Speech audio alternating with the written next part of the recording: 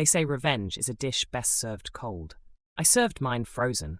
My name is Sarah Mitchell, and 3 years ago, my best friend destroyed my life in ways I never saw coming. What she didn't know was that I'm patient. I'm methodical, and I never ever forget. It started on a Tuesday morning in March. I remember because Tuesdays were our coffee days, mine and Jessica's. We'd been best friends since college, the kind of friendship where you finish each other's sentences and know each other's coffee orders by heart. Double shot vanilla latte, extra foam for her, black coffee, no sugar for me. That morning, she seemed nervous. Her hands shook slightly as she stirred her latte, the spoon clinking against the ceramic mug in an irregular rhythm that made my teeth ache. "Sarah, I need to tell you something," she said, and I remember thinking how her voice sounded hollow, like words echoing in an empty room. What she told me over the next 30 minutes shattered everything. My fiancé David, the man I was supposed to marry in 4 months. She'd been sleeping with him for 8 months. 8 months, while she helped me pick out wedding invitations, while she came to my dress fittings, while she threw me a bridal shower and gave a toast about how happy she was for me. But here's the thing that really broke me. She wasn't telling me out of guilt or conscience. She was telling me because she was pregnant, and she wanted me to hear it from her before David asked for the ring back. I sat there in that coffee shop, the morning sun streaming through the windows, feeling like the floor had opened up beneath me. I remember the smell of burnt coffee and vanilla syrup making my stomach turn. I remember the elderly couple at the next table glancing over with concern. I remember Jessica reaching across the table for my hand, and I remember pulling away so fast my elbow knocked over my coffee. The black liquid spread across the white tablecloth like spilled ink, and I watched it soak in, thinking this is what betrayal looks like. Dark, spreading, permanent. I didn't cry. I didn't scream. I didn't make a scene. I just stood up, grabbed my purse, and walked out. And that's when it started. That cold, crystalline clarity that would define the next 3 years of my life. You see, Jessica and David thought they'd get away with it cleanly. A few months of awkwardness, maybe some mutual friends taking sides, and then everyone would move on. Jessica would have her baby. David would play happy family. And me, I'd be the sad, jilted ex-fiancé who eventually found someone else and laughed about dodging a bullet. That's not what happened. The first thing I did was absolutely nothing. I know that sounds anticlimactic, but stay with me. I let them think I was destroyed. I deleted my social media. I stopped showing up to group gatherings. I let mutual friends report back that I was taking it hard and keeping to myself. I became the ghost at the feast, the friend they felt guilty about, but were secretly relieved to avoid. Meanwhile, I was watching, learning, preparing. I discovered that Jessica had always been a meticulous planner. She documented everything in this leather-bound planner she carried everywhere, the kind with the elastic band and the ribbon bookmark. Appointments, meetings, passwords, written in the back pages, because she could never remember them. I knew this because we used to laugh about it, how she'd panic if she ever lost that planner. David, on the other hand, was predictable. Gym every Monday, Wednesday and Friday at 6 a.m. Sunday golf at the country club. Drinks with colleagues every Thursday at the same bar downtown. He was a creature of habit, and habits are easy to exploit. Before I tell you what I did next, if you're enjoying this story and want to hear how this all plays out, hit that like button. Trust me, you're going to want to subscribe because what comes next, nobody saw coming. 6 months after the coffee shop confession, Jessica and David got married in a small ceremony. City Hall, just immediate family. The baby, a girl they named Emma, arrived 3 weeks later. I know because I still had access to Jessica's sister's Instagram, and people can't help but share happy moments. I waited another 6 months. Then I struck. Remember that meticulous planning of Jessica's?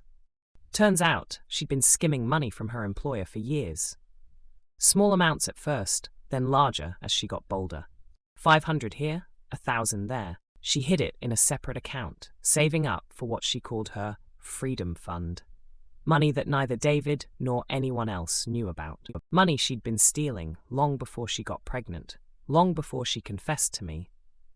How did I know? Because a year before everything imploded, she'd gotten drunk at my birthday party and showed me the account on her phone, laughing about her nest egg. She made me promise not to tell anyone.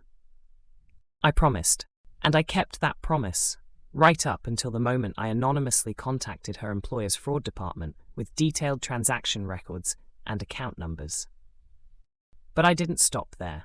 David's law firm had strict ethics policies. Turns out he'd been billing personal expenses to client accounts. Golf outings, he claimed, were business meetings. Dinners with Jessica, he wrote off as client entertainment. Nothing massive, nothing that would send him to prison, but enough to violate the Bar Association's professional conduct rules. Enough to get him disbarred if the right people found out. I made sure the right people found out. I compiled everything over the course of 18 months. Bank statements, credit card records, calendar appointments that didn't match billing records. I created a timeline so detailed that even David couldn't explain it away. Then I sent it to the managing partner at his firm with a simple note. I thought you should know. The dominoes fell faster than I'd even anticipated. Jessica was fired and faced criminal charges for embezzlement. David was suspended pending a full investigation, which eventually led to his disbarment. Their perfect little family imploded in spectacular fashion. But here's where the story takes a turn you might not expect. Watching it all unfold, I felt nothing. No satisfaction, no joy, no sense of justice served. Just emptiness. I'd spent 3 years of my life planning this revenge, and when it finally happened, it felt like ashes in my mouth. I remember sitting in my apartment the night the news broke about David's disbarment, a glass of wine in my hand that I couldn't bring myself to drink. And I realized something terrifying. In destroying them, I'd destroyed myself too. I'd become someone I didn't recognize. Someone cold, calculating, consumed by bitterness. The real kicker? Nobody even knew it was me. I'd been so careful, so anonymous in my revenge, that I couldn't even claim credit for it. Jessica and David probably thought it was karma. The universe correcting itself. They had no idea that their former best friend and ex-fiancé had orchestrated their downfall with the precision of a chess grandmaster. 2 weeks after everything fell apart for them, I got a call from an unknown number. I almost didn't answer. When I did, I heard crying, desperate, gasping sobs that took me a moment to recognize. Jessica, Sarah, she choked out. I don't know why I'm calling you. I have nobody else. My mom won't talk to me. My sister blocked my number. David's family blames me for everything. I'm probably going to jail. They're talking about taking Emma away. I should have hung up. I should have savored this moment, this final confirmation that my revenge was complete. Instead, I heard myself say, "Where are you?" We met at the same coffee shop where she'd confessed 3 years earlier. She looked terrible. Dark circles under her eyes, unwashed hair pulled back in a messy ponytail, wearing sweatpants and an oversized hoodie. She looked like someone who'd had their world torn apart. She looked like I'd felt that Tuesday morning 3 years ago. We sat in silence for a long moment. Then she said something that changed everything. I deserved this. All of it. What I did to you, what I did to my company, the lying, the cheating. I knew it would catch up to me, eventually. I just thought I'd have more time. She didn't know. She still didn't know it was me. And in that moment, I made a decision that surprised even myself. I told her everything. Every detail of my revenge. Every anonymous tip. Every carefully compiled document. Every calculated move I'd made over 3 years. She stared at me like I'd grown a second head. Then slowly she started to laugh. Not a happy laugh, but the kind of laugh that borders on hysteria. The kind that comes when you realize the universe has a darker sense of humor than you ever imagined. You know what the worst part is? She said when she finally stopped laughing. I can't even be angry. You gave me exactly what I deserved. More than I deserved, honestly. I destroyed your life on a whim because I was selfish and stupid and thought I could have everything. You destroyed mine with precision and patience and actual thought. We talked for 3 hours that day. really talked for the first time in years. She told me about the depression she'd been hiding, the therapy she'd been avoiding, the mistakes she'd been making long before David came into the picture. I told her about the emptiness I'd felt, the way revenge had consumed me, the person I'd become in pursuit of it.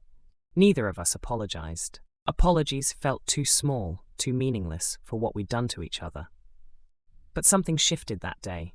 I helped her find a lawyer, not because I forgave her, but because I realized that her continued suffering didn't actually make me feel any better. She ended up pleading guilty to a lesser charge, got probation and community service instead of jail time. She kept custody of Emma. David moved to another state, last I heard. As for me, I'm still processing what I learned. Revenge didn't heal me. It didn't close any wounds or bring any peace. If anything, it just created new wounds, deeper ones, the kind that come from realizing you're capable of calculated cruelty. They say revenge is a dish best served cold. What they don't tell you is that cold dishes never satisfy. They fill your stomach, but leave you hungry. They give you exactly what you thought you wanted, and show you it was never what you needed. 3 years of my life, gone. Not stolen by Jessica or David this time, but willingly sacrificed on the altar of revenge. 3 years I could have spent healing, moving forward, becoming someone better, instead of someone bitter. Would I do it again? Honestly, I don't know. Part of me says no, that the cost was too high, that revenge is never worth it.